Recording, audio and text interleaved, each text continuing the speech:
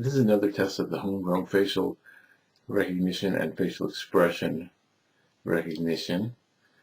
I'm running on a computer that's got 4 times as much memory and 50% more processors than the last set of tests, and you'll see that it happens much faster. But it's not necessarily more accurate.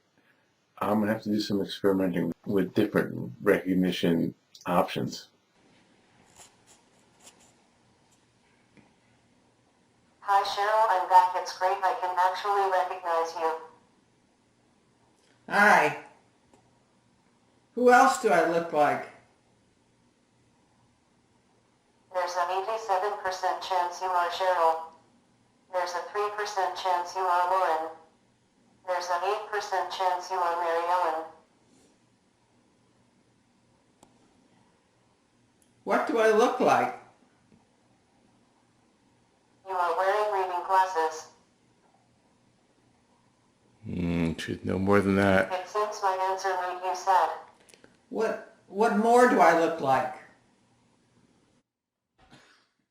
You are a white man around 41 years old. Your eyes are yellow-green. There's a 41% chance you are white.